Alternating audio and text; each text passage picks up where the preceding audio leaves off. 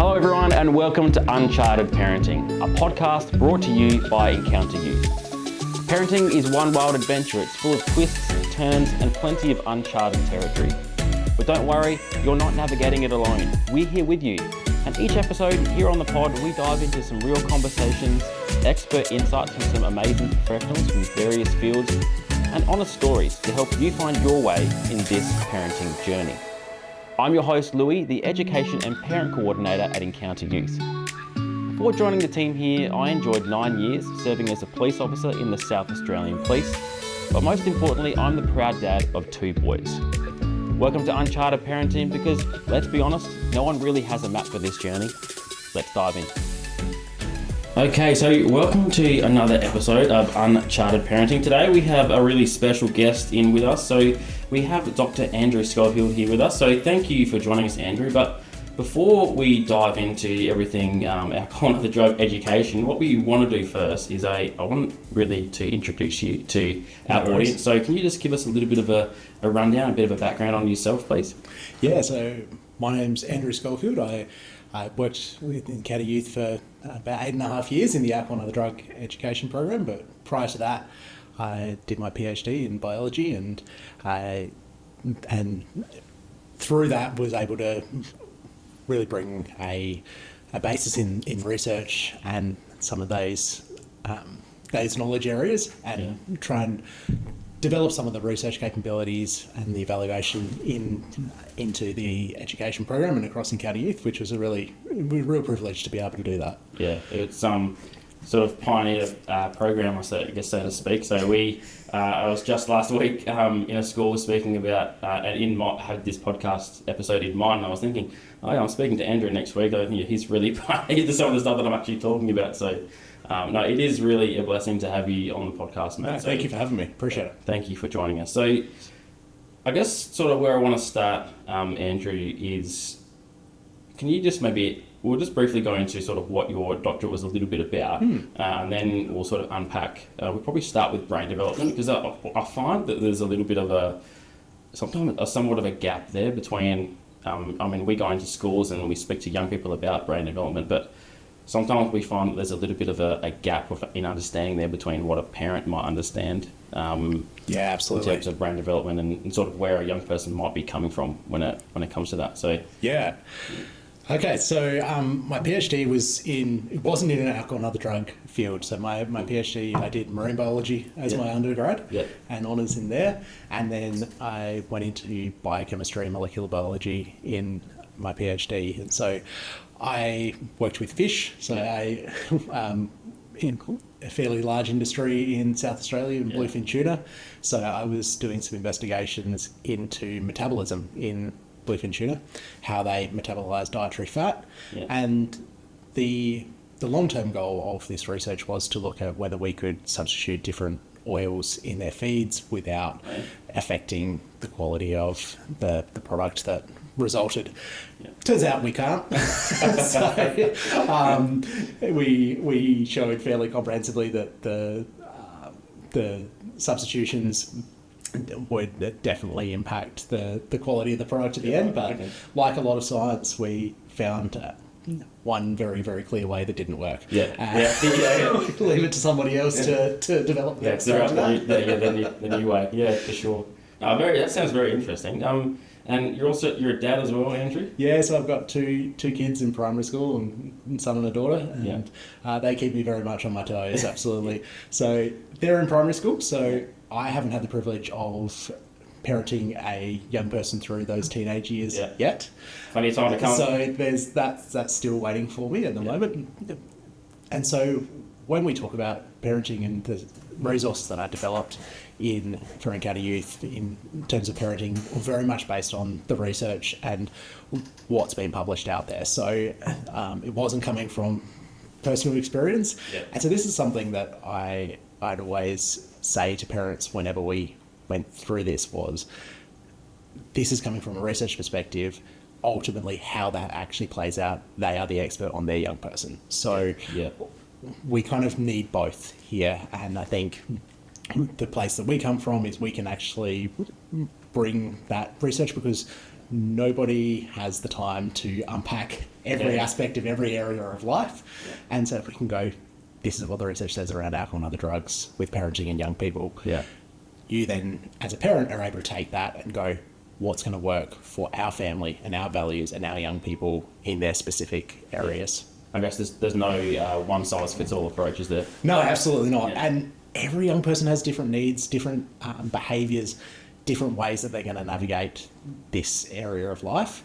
And a one-size-fits-all is just not going to work out very well. I guess with that in mind, Andrew, I know you've mentioned about research there, and you studied and developed countless resources about alcohol and other drugs for Encounter Youth that we still use today in our seminars across South Australia and also interstate as well. But and I guess touching on that, one key topic we do cover in those seminars is brain development. So can you maybe just give us a little bit of a breakdown in terms of how brain development works with a young person, and specifically how alcohol and other drugs might affect that?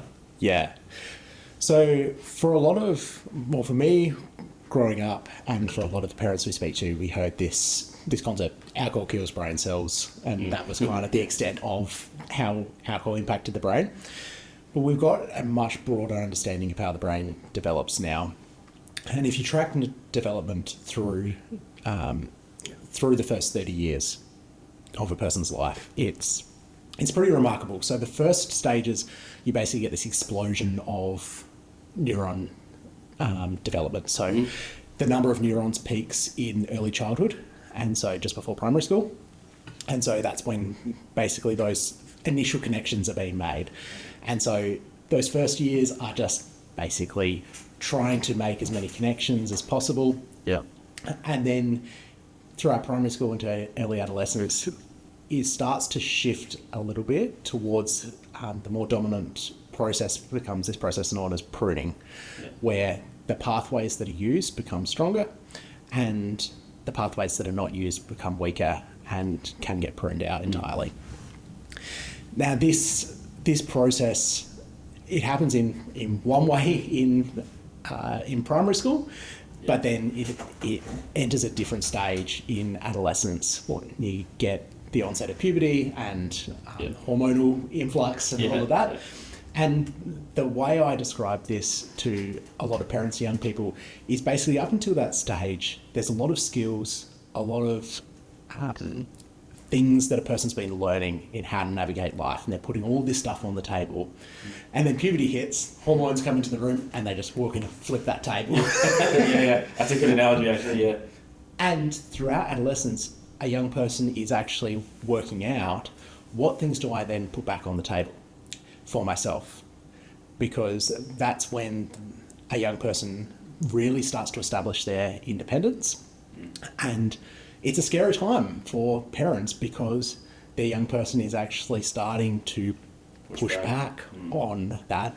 But that's actually a normal and necessary part of development as well, because that's how a young person establishes their independence and finds their place in society and in the world. And so there is this natural separation from parents in those high school years, which can be pretty confronting. But it is about establishing that independence and figuring out those things for themselves. And those areas of development continue all the way through high school and well into adulthood as well. And so the brain is still developing in areas for females up until the early to mid 20s, and for males pushing into the late 20s, even up to around 30. So I've just got there then. My favourite group of people to talk to this about were the single-sex schools. So you go into a boys' school, or you go into a girls' school. Year 9 girls absolutely loved this. Your brain develops like 5 years earlier than a boy's brain. They're like, yes! And boys, you kind of... they weren't as enthusiastic about it, but they kind of just went, that actually seems about right. You didn't get a whole lot of acceptance. You didn't get a whole lot of objections. But there is this one of the last stages the development to occur is right in the front of the brain, the prefrontal cortex. And so this is the part of the brain that houses executive function, logic, reasoning, assessment of risk, and all of that. That all happens in the front part of the brain, and that's the last stage to develop. And so this creates a bit of a point of tension with parents and their young people, because young people tend to take more risks. And that's normal. And this risk-taking side of things is also an area where it creates that tension, but it's also part of that necessary development, because in order to establish themselves as an independent person and to navigate all the changes that are happening in life in high school and early adulthood, you look at those stages of life, you're talking about all of high school, you're looking about their first major job, you're looking at moving out of home, you're looking about possibly starting a family in those years, finding a partner. All of these things are huge major life changes. And so the ability to cope with change, to take risks, to try something new, that's critical at that stage of life. And so for a young person, they need to be able to take risks. And that's part of the reason why brains are wired that way. It's also part of the reason why you have gender differences as well, because for historically speaking, young women would typically become parents in late adolescence, early 20s. And at that time, they became usually the primary carer for another person. And so they need to be able to have an attitude towards risk that actually looks out for somebody else, takes a more risk-averse approach. And so they need that development of risk assessment in the front of their brain earlier than a male who, historically speaking, was more the person that was out doing things that are a bit more dangerous. And so you get these gender differences because of the historical roles that men and women played in society and raising children. And that's thought to be one of the drivers of different brain development. But it does, coming back to parenting, it does create this tension point because parents are normally wired to look out for risk, to look out for risk for their young person, and the young person is wired in an entirely different way to be much more risk-taking, and that creates a tension point between young people and their parents a lot of the time. So, I mean, specifically, I guess then alcohol and other drugs, I guess it's part of one of those risk factors involved, isn't it?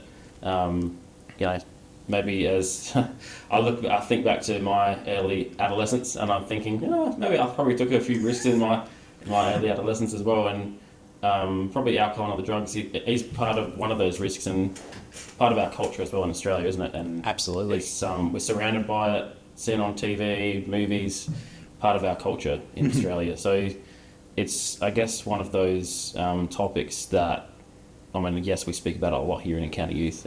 We go to schools and speak about it, but how does more alcohol affect a young person's brain? So one of the things that has emerged in the research, particularly over the last 20 years, has been a greater understanding of alcohol's impact on the brain. If you look back in the early 2000s, the recommendations for young people and alcohol consumption were basically they were similar to the recommendations for adults. And so they were basically like, if they're under 15, probably restrict their alcohol use, but like that. So that was kind of the prevailing attitude in a lot of the community. We now know that the brain doesn't fully develop until into their 20s, but we also know that alcohol can have a significant impact long term on a young person's brain development. And so we talked about the prefrontal cortex being the last area that develop, that executive function. It's also, if a person chooses to drink, particularly as a young person, that's the first area you start to see impairments, because it's the most complex area of the brain and how it operates. And if you've ever been around people that have chosen to drink, you probably know this, that logic and reason, higher order thinking, risk assessment. assessment of risk. These are the first things that start to disappear if a person starts to drink a bit. Yep. But one of the areas that has really long-term impairments is if a person drinks, particularly at a young age, consistently, there's an area of the brain called the hippocampus, and one of the functions of that area is the transition of short-term to long-term memories. It takes those short-term memories and shifts them to long-term memory. Yep. And hippocampal size can actually decrease in people who drink consistently, particularly as young people. Wow. Okay. And so alcohol can have an effect on the size of that area and have a corresponding effect with the ability to learn new information, retain that information long term. And that can have a fairly significant impact on a person's life. The other thing that can happen is it can just slow down the ability to form those new connections. Okay. It doesn't eliminate them completely. You will still have those neurons can make new connections for the rest of a person's life. That pruning happens for the rest of a person's life. Yep. Those systems are happening all the time. They just happen at different speeds, at different stages. Okay. And alcohol can slow down how quickly new connections can be formed effectively, and the brain often has to then compensate for that. And so there was a study that we referenced in our year 10 session about they tested young people on a thinking, learning and memory test. Yeah, I know the one you're talking about. Yeah. And they took young people and they compared a control group that were non-drinkers and people that actually drank on a weekly basis. Yep. And they were both able to complete the test, but the people in the drinking group, they took longer and they had to work harder and they had to exercise different areas of their brain in order to complete that task. And so it can limit a brain's normal development to the point where the brain basically has to compensate through alternative pathways. Okay. So we see alcohol having both an immediate impact on how the brain operates, but also a long-term impact, particularly in the areas of learning and memory and ability to develop new skills. Wow. I guess there's other parts of the brain, like you said, that are compensating for that change in the prefrontal cortex. And it's remarkable that our brains are able to do that, right? Yeah. Like it's a pretty incredible thing that happens, but it can mask that impact a little bit because it's so good at compensating. It's an amazing thing, our brain. I guess so, Andrew. Like we know that alcohol is harmful to our developing brains, and we also know that there's lots of different roles that different people play, and then a young person's upbringing, life shaping of their who they are. I guess shaping of their identity, and we know that parents play that biggest role in shaping that and shaping their young person's upbringing. And I guess that also includes their attitudes towards alcohol and the drugs. So can you maybe just run us through some data in regards to, where are young people actually getting their alcohol from if they are actually choosing to get it? Yeah. So this has been a consistent trend over the last 20 odd years that we've been measuring this. So this data comes from the Australian Secondary Students Alcohol and Drug Survey. So this is one of two surveys that basically any research article, any media news story that references how much young people are actually drinking, it draws from one of these two surveys, and one of them it runs in high schools. It's called the Australian Secondary Students Alcohol and Drug Survey. Yep. It was last done in 2022-23. Yep. And it found that 47% of young people source their last alcoholic drink from their parents. Well, almost half. Yeah. So parents are the largest supplier of alcohol to underage young people. Right. Now, I don't say this to bang on parents. Yeah. We know that a lot of parents are actually doing this with the best of intentions. Yeah. and they'd rather get their alcohol from them than somebody else. And for a lot of parents as well, I highlight this to actually show you actually have a remarkable influence on your young person. 47%, that's the biggest supplier of alcohol. Parents do have a significant influence in this space. So compare that to the second biggest group, which is friends. It's half of that. So it's 23% get their alcohol from friends. And so parents supply alcohol at double the rate of the next largest group. Yeah, it's a staggering statistic, really. And yeah, it is important. You said something there, Andrew. Like, it is important. We're not sitting here bagging parents, because I'll just quickly share a story on that. Part of my upbringing, and when I was sort of, reaching that early adolescent stage of life, was my parents actually, growing up, they tried to introduce me to alcohol in, I guess, a controlled way at home, and so I guess their thinking was that at some point I'm going to be exposed to it in different settings, and so they'd rather prepare me, or they would have rather done it in a controlled environment where they sort of have a little bit of control over it. Just to be clear, not throwing I'm that under the bus here, because they were doing the best that they could, and they I'm pretty sure that a lot of people might have had a similar experience to that. But I guess based on what we've heard today, it's that doesn't probably seem like the best approach, does it? No, so you're right, it was a really, really common approach, and it still is. Yeah. And this is probably the biggest pushback I get when I've spoken to parents about this topic, is this is the best way to do it. It's was termed the Mediterranean model, because it often came out of Mediterranean cultures that they would have wine with a meal, and that was where young people were typically first introduced to alcohol, was around a family mealtime.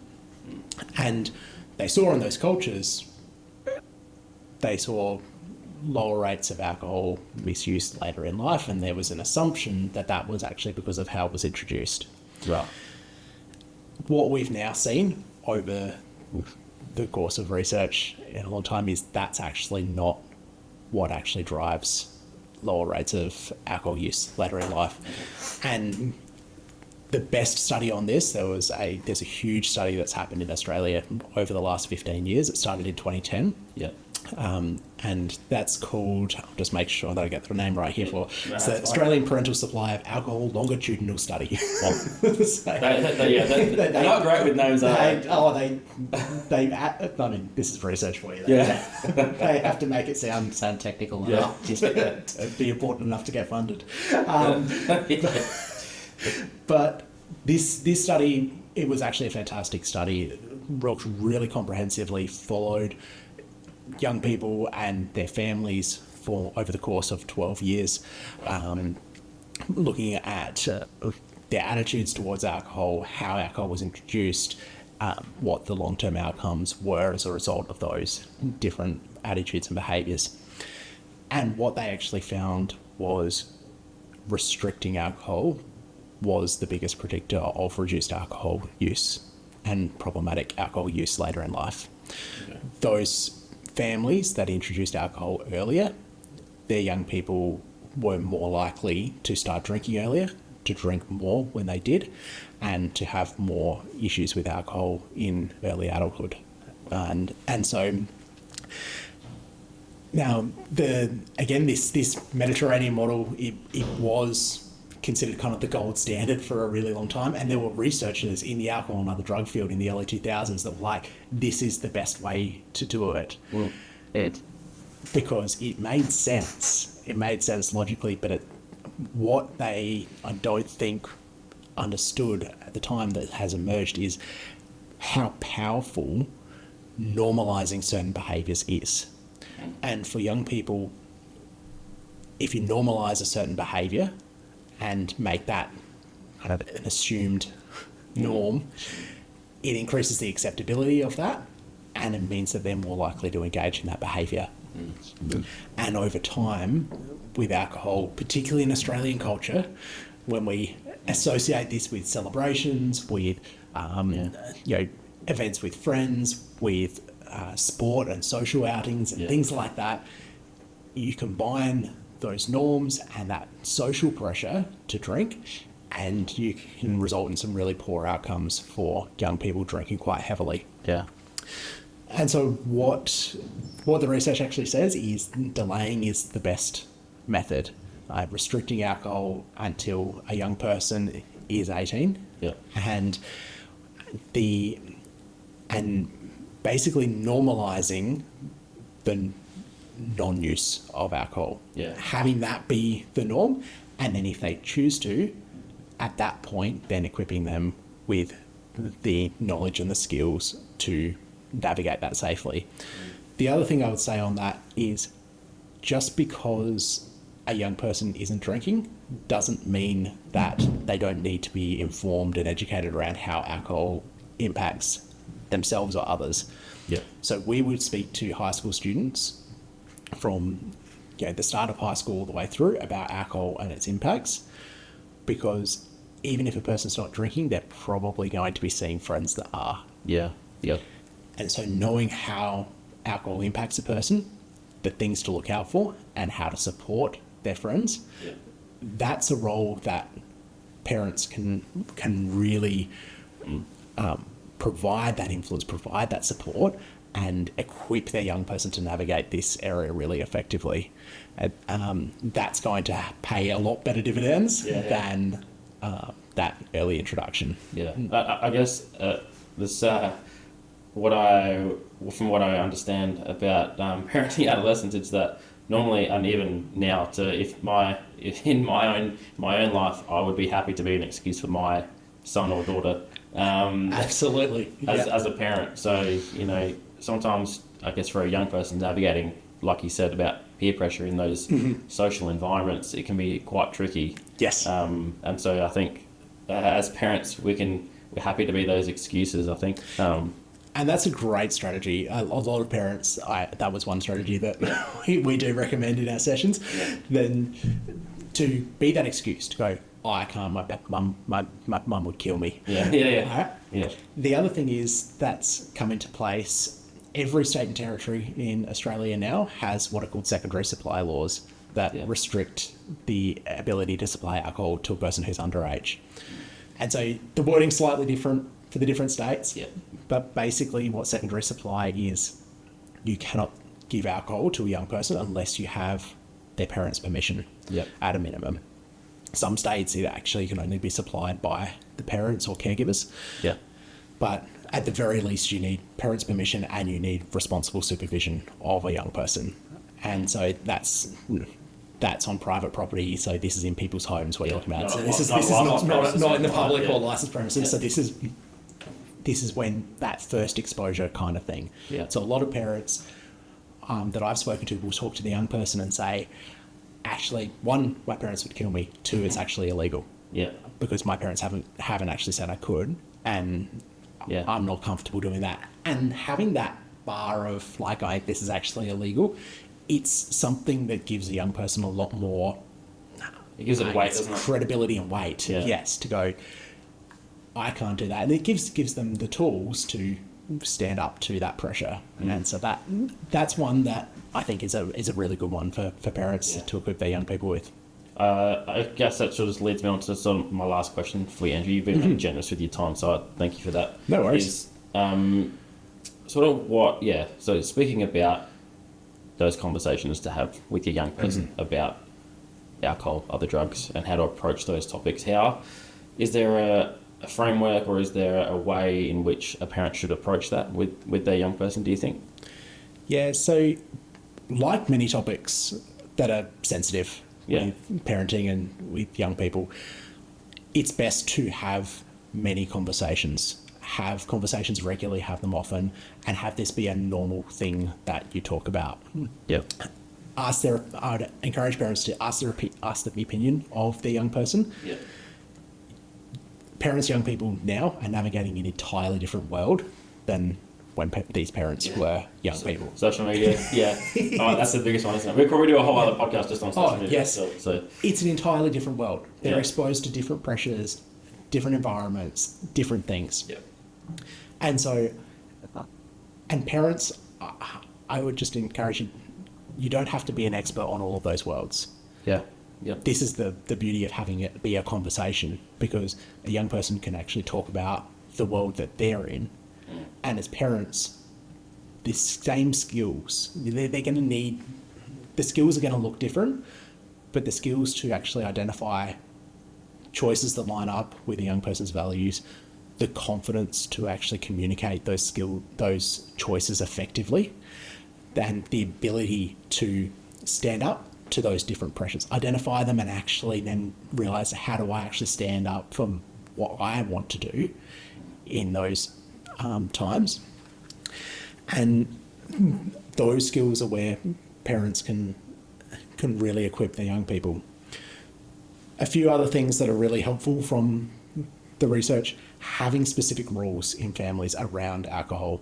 Yep. Having the conversation, but also having clear boundaries of rules about what the expectations are.